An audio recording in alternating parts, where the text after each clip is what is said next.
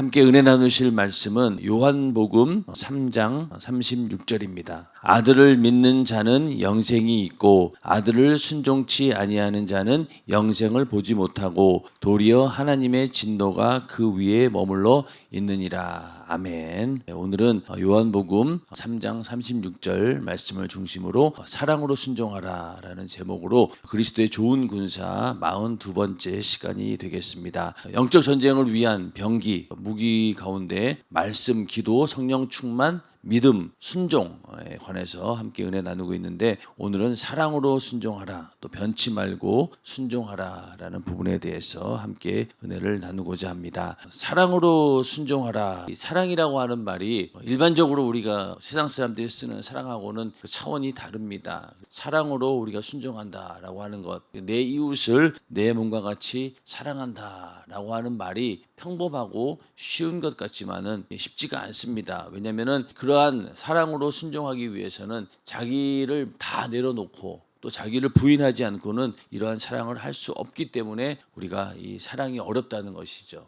내가 좋아하고 나에게 잘해주는 사람만 사랑한다라고 하면 누구든지 할 수 있어요. 그러나 원수를 사랑하는 일, 나를 미워하는 자를 사랑하는 일, 이런 것들은 정말 쉽지가 않습니다. 그래서 우리가 이 사랑으로 순종하라라는 부분이 영적인 싸움에서 승리의 비결이라는 겁니다. 그래서 사랑으로 하나님 말씀에 순종할 때 오는 승리가 있다. 이것을 우리가 잘 알고 그리스도의 좋은 군사라고 한다면은 하나님 말씀에 순종하는데 그 말씀에 순종할 수 있는 그 힘이 또 어디에서 오느냐? 사랑에서 온다는 겁니다. 예수님께서 말씀하시기를 나는 너희에게 이르노니 악한 자를 대적지 말라. 누구든지 내 오른편 뺨을 치거든 왼편도 돌려대며 이렇게 말씀하고 있죠. 그리고 내 뺨을 치는 자에게 저 뺨도 돌려대며 내 겉옷을 빼앗는 자에게 속옷도 금하지 말라. 이렇게 말씀하고 있는데 누군가가 내 오른편 뺨을 아무 이유도 없이 한 대 후려쳤다고 칩시다. 그럼 어떡하겠어요? 이 자식이 왜 이러나 이러고 발끈하지 않겠습니까? 사람은 거의 다 그럴 거예요. 그런데 이 예수님 말씀처럼 오른편 때렸어? 야 이쪽도 때려라. 이럴 때 오기로 정말로 저항하는 마음으로 그럴 수는 있겠지만은 이 말씀에는 어떤 뜻이 있냐면은 예를 들어서 나도 같이 때려버리면은 똑같이 죄를 짓게 되니까 죄를 이겨야 된다라는 의미가 들어있다는 거예요. 그러니까 오른편 뺨을 치거든 왼편도 돌려대라 라는 말 속에는 나도 만약에 저 사람의 때리듯이 나도 때리면은 똑같은 놈이 된다. 그러니까 나는 죄를 이겨야 되겠다라는 그런 마음으로 왼편도 돌려대라는 것이고 또 한 가지는 진짜로 나는 이렇게 오른편 뺨도 마찬가지고 왼뺨도 맞아야 하는 죄인이다 라는 것을 스스로가 발견하는 거죠. 담임 목사님 항상 설교 가운데 자주 말씀하시지만 누군가 나보고 욕을 했다고 칩시다. 그러면은 그 욕을 했을 때 개새끼야 그랬다라고 하면은 정말로 내가 어떤 개 같은 그런 근성이 있구나라는 걸 찾고 거기서 나를 돌아보고 회개한다는 거잖아요. 마찬가지로 누군가가 나에게 오른뺨을 탁 때리거든 야, 내가 정말로 맞을 짓을 한 모양이구나. 그러고 나를 돌이켜 보다 보면은 하나님과 관계에서 안 막힌 부분이 어디 있겠냐고요. 하나님 말씀을 우리는 절대로 이룰 수 없기 때문에 그 말씀을 돌이키다 보면 내가 진짜로 이렇게 오른쪽 뺨을 맞을 짓을 했구나. 당연히 왼쪽 뺨도 맞아야 되겠구나. 라는 그런 정도로 우리가 나를 돌아보면서 회개할 때 이 영적인 싸움에서 승리할 수 있다는 겁니다. 그래서 이 세상의 법과는 다르게 우리는 이러한 사랑의 법으로 하나님의 말씀에 이렇게 순종한다라고 하면은 엄청난 승리를 할 수 있다는 거죠. 여기 이렇게 나오는 사람 앞에 어느 누가 이길 수 있겠냐고요. 사랑하겠다는데. 사랑하고 품겠다라고 하는데 어느 누구도 여기에 대해서는 처음에는 저런 사람이 있나 진심으로 저러는 걸까 그렇게 의심도 하겠지만은 우리가 하나님 말씀이라고 알고 순종할 때는 그 이상의 능력이 있다는 겁니다. 그래서 우리도 이렇게 악한 원수가 나를 공격할 때 그 사람을 보면은 사실은 안 되죠. 그 사람 이면에 역사하는 악한 영을 보아야 되는 거죠. 그러니까 긍휼히 여길 수 있고 불쌍히 여기고 있는 것이지 사람은 그 자체가 나에게 해코지를 하고 나를 원수처럼 대하고 나를 미워한다라고 했을 때 그 사람을 보면은 용서할 수 없어요. 그러나 한 발짝 더 들어가서 저 사람 뒤에서 저 사람을 조종하고 이렇게 악하게 쓰는 이 악한 영이 있구나라는 생각을 하게 된다라고 하면은 이겨낼 수 있고 또 긍휼히 여길 수 있고 용서할 수 있다는 겁니다. 이러한 사랑의 능력, 사랑의 힘이 우리 안에 있기를 주님의 이름으로 축원합니다. 그래서 이 사랑으로 말미암는 이런 승리는 어떻습니까? 하나님 말씀에 순종할 때 구체적으로 실현이 되는 거죠. 정말로 나에게 누군가가 뺨을 때렸어요. 그러면 정말로 이 말씀대로 우리가 행할 때 이런 능력이 나타난다는 겁니다. 그러니까 말씀을 그냥 우리가 머리로는 알고 그리고 생각으로는 알지만은 행동으로 옮기지 못한다라고 하면은 그 말씀은 능력이 없습니다. 그러나 정말로 그 말씀에 순종하고 실제로 내가 그 행동에 옮길 때 이 말씀은 살아 운동력 있는 말씀이 되고 내 안에 그 말씀이 이루어지는 것이죠. 그래서 이렇게 우리는 한쪽 뺨을 때려치거든 또 다른 편도 돌려댈 수 있는 그런 주님께서 명령하신 그 사랑이 우리 안에 있기를 주님의 이름으로 축원합니다. 그러니까 교회에서도 뭐 어떨 때는 이유 없이 욕을 먹을 때도 있고 그렇지 않습니까? 내가 주의를 함에 있어서 여러 이런저런 소리를 듣게 됩니다. 그러면은 그 욕에 대해서 관심을 두지 말고 욕하는 그들을 위해서 기도해야 된다. 뭐 늘 듣는 말이에요. 늘 듣는 말이지 않습니까? 누군가가 나에게 욕을 하면은 그 욕 자체가 중요한 게 아니라 그 사람을 위해서 기도해라. 몰라서 그럴 수도 있고요. 그러나 한편으로는 내가 진짜로 그런 욕을 먹어도 싸다 그런 사람이구나 라고 인정하고 또 회개하면 된다는 얘기입니다. 그래서 만약에 내가 욕을 먹고 또 누명을 쓰고 누명을 쓰는 일 있잖아요. 그러면은 누명을 벗기 위해서 다른 사람이 반드시 죄인이 돼야 되는 거예요. 만약 내가 누명을 썼습니다. 그러면은 내가 이 누명을 해명하고 벗겼어요. 그러면은 그렇게 나를 누명 씌운 사람이 일단은 죄인으로 드러나게 되는 거죠. 그런다라고 하면은 차라리 내가 입을 닫고 있는 게 낫겠다. 그 사람의 영혼을 위해서는 내가 그냥 입을 닫자. 이러면은 이 영적인 싸움에서 우리가 승리하는 것이고 만약에 내 누명을 벗기기 위해서 다 까발립니다. 옳고 그름을 다 까발려가지고 야 이건 누가 잘못했고 다 드러나고 나면은 누군가는 이렇게 죄인이 된다는 거예요. 그러면 결국은 이긴 것 같지만은 영적인 싸움에서는 패배한 거란 겁니다. 그래서 우리가 교회에서 이런 일이 생길 때 이것을 영적인 전쟁이라고 생각해야지 사람과의 관계 속에서 감정적인 문제로 생각하면은 맨날 분란이 있겠죠. 시시비비를 가려야 되고 옳고 그름을 가려야 되고 네가 했네 옳았네 다 까발려 가지고 이렇게 된다는 겁니다. 그래서 우리가 이런 것들을 어떤 문제가 생겼을 때 이렇게 이걸 까발리게 되면은 누군가가 죄인으로 드러나게 된다. 물론 그 사람이 그거를 뭐 깨닫고 회개하고 그럼 얼마나 좋겠습니까? 그렇지 않는 경우도 있기 때문에 우리는 일단은 먼저 이러한 누명을 쓰거나 애매한 고난을 당할 때 우리는 일단은 내가 입을 닫고 나로 끝내야 된다는 거예요. 끝내야 된다는 겁니다. 근데 이걸 자꾸 드러나게 되면은 이 문제가 생기는 것이죠. 그래서 좋은 군사라고 하면은 욕을 먹어도 또 매를 맞아도 불명예스러운 일을 당해도 말하지 않고 상대를 사랑으로 품고 기도한다. 이게 참 늘 듣는 말이에요, 정말로. 늘 듣는 말인데 이게 막상 이런 일을 당했을 때는 이게 쉽지가 않은 거죠. 우리가 성막 공부할 때 그 재를 담는 통에 대해서 공부한 저 기억이 나시죠? 제사를 드리면서 여러 가지 찌꺼기나 재가 이렇게 생기면 그걸 다 모아가지고 통에 담아가지고 탁 닫아버립니다. 그래야지만이 재가 날리지 않고 또 제사를 지내는데 불편함이 없는 거예요. 마찬가지로 우리가 신앙생활하고 또 교회 생활하면서 여러 가지 막 분란들이 생기고 어떤 경우에는 나에게도 그런 해를 당하는 경우가 있겠죠. 그럴 때 그냥 내가 재를 담는 통처럼 내가 다 감싸고 닫아버리면은 끝나는 거예요. 근데 만약에 그거를 일일이 다 까발려가지고 하면은 재가 막 날리게 되고 찌꺼기가 날리게 되고 그러다 보면은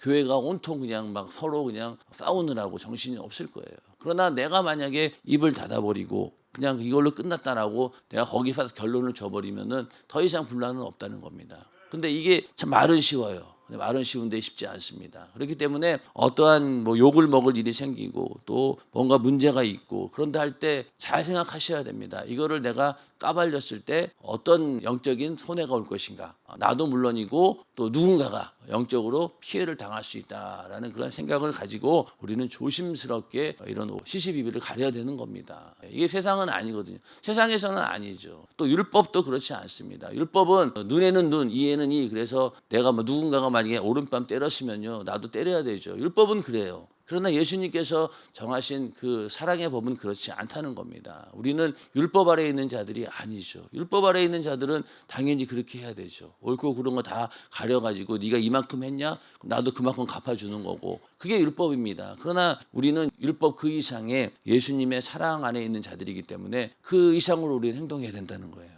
이런 원수를 향해서 사랑으로 품고 기도할 수 있는 능력이 우리 안에 있어야 된다는 겁니다. 그래서 원수까지도 사랑하라고 말씀하셨기에 오히려 자신이 그런 일을 겪을 만한 잘못을 했는지 철저하게 찾아서 회개한다. 이렇게 나갈 때 우리는 영적으로 유익을 얻을 수 있고 이 영적인 싸움에서 또 한 번 승리를 하는 겁니다. 지는 것 같지만은 승리하는 거란 거죠. 그래서 예수 믿는 사람들이 무서운 거예요. 이렇게 용서하겠다라고 하는데 어떡합니까? 그래서 옛날에 그 손양원 목사님, 그분을 뭐라고 합니까? 사랑의 원자탄이라고 그러잖아요. 원자탄이라고. 그 정도로 이 사랑의 힘은 위대하고 능력이 있다는 겁니다. 우리 안에 성령을 모신 분 아멘 하시기 바랍니다. 자, 우리 안에 성령이 계시죠. 그러면 우리 안에 성령의 은사도 있고 열매도 있어요. 성령의 열매 가운데 사랑이 있잖아요.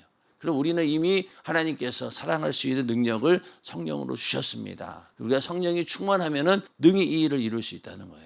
그래서 우리가 원수까지도 사랑할 수 있는 이 능력, 내 힘으로는 안 되기 때문에 성령 충만함을 위해서 기도하고 성령께서 나와 함께 하실 때 원수도 능히 용서하고 사랑할 수 있다는 겁니다. 이러한 사랑의 능력이 우리 안에 다 있기를 주님의 이름으로 축원합니다. 그러니까 우리는 예수님을 보면 돼요. 자, 예수님은 어떤 분이세요? 하나님의 아들이잖아요. 그리고 승리의 왕, 권능의 왕, 우리를 나중에 이 모든 인류를 심판하시는 그런 분이신데, 그분이 인류의 죄를 사하기 위해서 종의 형체를 입고 죄인이라는 누명도 쓰셨고 또 십자가에 못 박혀 돌아가셨습니다. 그런데도 예수님께서는 어느 누구도 비난하거나 원망하지 않았습니다. 만약에 거기서 잘잘못을 다 따지고 드러내면 어떻게 되겠어요? 인간의 구원이란 있을 수가 없겠죠. 없습니다. 그런데 그런 걸 아셨기 때문에 끝까지 아무 말도 하지 않으셨죠. 그래서 이사야서 53장 7절에 보면은 그가 곤욕을 당하여 괴로울 때에도 그의 입을 열지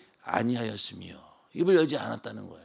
그리고 마치 도수장으로 끌려가는 어린 양과 털 깎는 자 앞에서 잠잠한 양같이 그의 입을 열지 아니하였도다. 그러니까 도수장으로 끌려가는 어린 양. 이 양이 참 신기하게도 개만 해도요. 제가 예전에 어렸을 때 이제 저희 집에 개를 많이 키워가지고 아버지가 너무 개를 좋아해가지고 어떨 때 이제 개를 도저히 키울 수가 없는 거예요. 우리 집도 아니고 새 들어 사는데 개를 못 키우잖아요. 그러니까 어느 날 키우던 개를 개장수가 와서 이렇게 넘겨줘야 될 때가 온 거예요. 근데 일단은 개가 한번 내가 지금 잡혀가는구나라고 딱 아는 순간 도망가면 못 잡는데요. 그래가지고 그 개를 철저하게 넣으려고 아주 조심스럽게 갖다 넣어야지, 만약에 거기서 도망가면은요 그냥 못 잡는다는 거예요. 그런데 이 양은 그렇지 않다는 거죠. 양은 자기가 지금 이 앞에서 뻔히 도수장으로 끌려가서 털이 깎이고 죽은 걸 뻔히 알면서도 그냥 눈만 껌뻑껌뻑거리고 그대로 순종한다는 거죠. 그래서 이 양의 비유를 하는 겁니다. 도수장으로 끌려가는 어린 양처럼, 또 털 깎는 자 앞에서 잠잠한 양같이 그의 입을 열지 아니하였다는 거예요. 양은 그냥 앞에 양이 그냥 죽어가면은 자기도 그냥 거기 그대로 쫓아가요. 그만큼 양이 미련한 거죠. 그런데 그 미련한 가운데 바로 예수님께서 고의로 알면서도 다 침묵하셨다는 겁니다. 비난하거나 원망하지 않았다는 거예요. 그 사랑을 우리 보고 너희도 가져라, 이런 말씀인 거죠. 그래서 이 사랑을 우리가 경험한 자라고 한다면은 우리도 어떠한 일이 있어도 어느 누구도 비난하거나 원망하지 않을 수 있다는 겁니다. 그래서 예수 그리스도의 이 진정한 사랑으로 인해서 우리가 무엇을 얻었습니까? 영생이라고 하는 영원한 생명을 얻었고, 그리고 또 영원한 승리를 얻게 되었습니다. 영생만큼 확실한 승리가 어디 있습니까? 죽음을 넘어서는 건데, 인간의 가장 한계가 죽음인데 그 죽음을 넘어서서 영원히 살게 되었다는 것만큼 위대한 승리가 어디 있습니까? 그래서 영생이라고 하는 이 영원한 승리를 얻었기 때문에 우리는 승리를 얻은 자이기 때문에 세상의 기준에 휘둘릴 이유가 없고 세상의 법으로 우리는 움직이진 않습니다. 이 생명의 성령의 법에 의해서 움직이는 자들이죠. 그렇기 때문에 우리는 이 영적인 싸움에서 실패할 수가 없는 겁니다. 그래서 십자가는 예수께서 인류를 향하신 사랑의 절정이고 또 우리는 그 사랑을 받은 자입니다. 그러므로 우리는 당연히 예수와 같이 사랑으로 순종하는 자가 되어야 되고, 이것이 진정으로 승리하는 그리스도의 좋은 군사입니다. 이게 사랑의 힘이라는 게 가장 위대한 거죠. 자, 여러분들, 우리가 결정적인 예수를 믿게 된 이유가 뭐겠습니까? 이 사랑의 힘이에요. 나를 위해서 하나님의 아들 주님이 대신 죽어주었다라고 하는 사실을 실제로 내가 알게 되었을 때, 그때 모든 사람들이 무릎을 꿇습니다. 아무리 마음이 완악한 자라 할지라도. 그렇잖아요. 그렇게 예수를 핍박하는 자들이 할지라도 나중에 그 사랑을 깨달으면 어때요? 거기에 그냥 무릎을 꿇는 거예요. 그러면서 그때 뭐가 나옵니까? 회개가 나오고, 회개할 때 우리 안에 성령이 임하시는 거죠. 이 사랑의 힘을 알고, 또 얼마나 위대한 사랑이었고 하나님의 아들이 십자가에 달려 피 흘려 죽으셨다라고 하는 이 사랑을 경험했을 때, 그때 우리는 무릎을 꿇고 예수 앞에 나가게 되는 겁니다. 그런데 만약에 이 십자가의 사랑, 예수님의 사랑을 경험하지 못한다라고 하면은 교회에 앉아 있다 할지라도 그 진정한 사랑을 체험하지 못했기 때문에 거듭나지 못하는 거예요. 계속 그 한계를 벗어나지 못합니다. 그러나 이 위대한 사랑을 경험하게 되면은 무릎을 꿇게 되고 회개하게 되고, 그때부터 이 순종의 삶을 살 수밖에 없는 거예요. 근데 이 사랑을 만나지 못했다라고 하면은 과연 예수 믿는 사람인가, 우리는 생각해 봐야 된다는 겁니다. 이 사랑을 경험한 자만이 바로 순종할 수 있다는 겁니다. 그래서 십자가의 그 사랑을 경험한 자는 주님의 명령을 거부할 수 없지요. 그만큼 빚진 자니까. 그렇죠? 내가 만약에 예수 안 만났으면 어떻게 됐겠어요? 영원한 지옥에서 형벌을 받아야 되는데, 예수님께서 대신 내 죄를 담당해 주시고 나를 살려주셨으니 그보다도 더 큰 은인이 어디 있냐고요. 그러면 우리는 그 앞에서 어떠한 변명도 할 수 없고 그 명령을 거부할 수 없습니다. 주님의 부탁을 무시하거나 거절할 수 없죠. 순종으로 우리는 그 사랑에 보답할 수밖에 없다는 겁니다. 근데 과연 우리가 주님이 명령하시는 일에, 또 주님께서 하고자 하는 일에 이렇게 우리가 거절할 수 없을 정도로 그렇게 순종하고 있냐는 거죠. 그렇지 않습니다. 우리는 자꾸만 이제는 이러한 사랑을 잊어버렸는지, 사랑이 희미해졌는지 이렇게 명령하게 되면 그 명령을 어떨 때는 거부할 때도 있고, 주님의 간절한 부탁을 무시하거나 거절할 때가 얼마나 많이 있습니까? 그래서 우리는 예수님의 그 사랑을 경험한 자고, 내가 그 사랑을 아는 자라고 하면은 절대로 이러한 주님의 명령, 부탁 이런 것들을 거절하거나 무시할 수 없다는 겁니다. 그래서 우리 안에 이러한 순종의 믿음이 있기를 주님의 이름으로 축원합니다. 그래서 이런 우리가 순종을 위해서는요, 일단은 변치 않는 믿음이 있어야 됩니다. 변치 않는 믿음. 근데 우리는 어때요? 인간은 원래부터 이 변덕스러운 존재예요.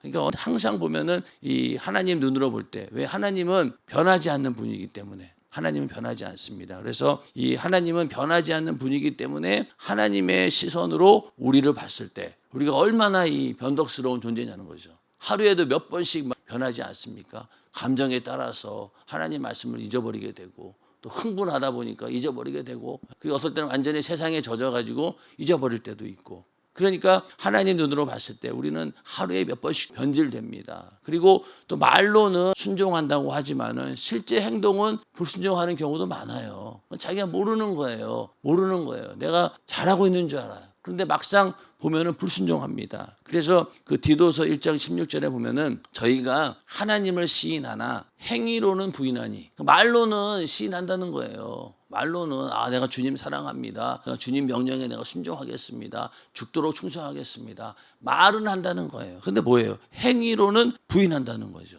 행위로는 부인한다는 거예요. 차라리 처음에는 그 말씀대로 순종 못할 것 같아요. 이러다가도 돌이켜가지고 그래, 그래도 하나님 말씀에 순종해야지. 이런 자가 오히려 더 지혜로운 자지. 그냥 처음부터 말로만 하고 행동으로 옮기지 않는다면 행위로 부인한다는 거예요. 이거는. 말로 아무리 내가 주님 사랑합니다 소용없어요. 행위로 부인하면은 가증한 자요 복종치 아니하는 자라는 거죠. 이거는 순종이 아니라는 거죠. 말로만 하는 거는. 말로 했다라고 하면은 반드시 우리는 그 말씀대로 행동을 해야 됩니다. 그러니까 행하지 않는 믿음은 죽은 믿음이라는 거죠. 우리가 순종할 때 말로만 하는 것이 아니라 행위로 부인하는 자가 되어서는 절대로 안 된다는 겁니다. 그래서 우리가 말과 행동이 일치해야 된다라고 하는 건 세상에서도 그런 말을 쓰잖아요. 근데 우리는 하나님 말씀과 나의 삶이 일치되어야지만이 진정한 순종도 나오는 것이고 진정한 믿음이 되는 것이지, 이게 분리가 돼서는 절대로 안 된다는 겁니다. 그래서 우리가 그리스도의 좋은 군사가 되기 위해서는요, 먼저는 이 변덕을 버려야 되는 거죠. 변덕. 그래서 하나님은 이 심지가 곧은 자, 변치 않고 순종하는 자를 쓰십니다. 여러분들이 교회 내에서도 저는 연세중학교에 오랫동안 있으면서 하나님이 쓰시는 사람들을 쭉 보면은 저의 좁은 소견으로 봤을 때 이 말이 맞아요. 변치 않고 순종하는 사람을 쓰십니다. 아무리 세상에서 내가 어떤 능력이 있고 어떤 일을 했었고 그게 중요하지 않아요. 심지가 곧고 변치 않고 순종하는 자, 그런 사람들을 하나님께 쓰신다는 거예요. 그러니까 이 순종이라고 하는 말은 변덕을 떨지 않는다, 변치 않고 일심으로 하나님과 함께 한다는 말과 같습니다. 이런 믿음의 사람이 되기를 주님의 이름으로 축원합니다. 이런 자들을 하나님이 쓰시는 거예요. 능력 있는 자 쓰는 게 아닙니다. 그러니까 어떤 분들은 아이고 내가 배운 것도 없고 내가 가진 것도 없고 내세울 게 아무것도 없는데 저 같은 사람을 교회에서 쓸 일이 있겠습니까? 아니죠. 여기에 기준만 해당이 된다면, 심지가 곧고 변치 않는다라고 하면은요, 하나님은 그런 분을 쓰시는 거예요. 쓰십니다. 그렇기 때문에 우리가 그 직분을 받을 때도, 안수집사, 권사 직분 받을 때도 다른 거 보지 않습니다. 이 신실함, 변치 않는 그 믿음을 일단은 봐요. 그럼 먼저는 이 변치 않는 믿음의 확실한 증거가 뭘까요? 예배 생활이죠. 예배에 빠지지 않고 계속 출석한 그것이 일단은 기준이 됩니다. 그리고 또 하나님과의 관계에서 우리가 쉽게 볼 수 있는 게 뭐예요? 예물 관계. 예물, 하나님께 예물을 잘 드리고 있나? 주정헌금 작정한 거에 대해서 잘 드리고 있는가? 또 절기 예물 다 드리고 있는가? 혹시 작정한 예물을 다 드리지 못한 것들이 있는가? 예물, 하나님과의 관계에서 예물 드린 부분들도 딱 보게 됩니다. 그러면은 거기에서 또 이 사람은 정말로 변치 않고 순종하는 믿음을 가진 자구나라고 평가가 되는 것이고, 또 하나는 뭡니까? 사람과의 관계, 대인 관계에서 무리가 없어야 돼요. 그러니까 어떤 사람은 권사 직분을 받고 안수 집사를 받아야 됨에도 불구하고 안 되는 이유가 뭐냐면은 이 첫 번째는 예배, 그다음에 예물, 그다음에 대인 관계예요.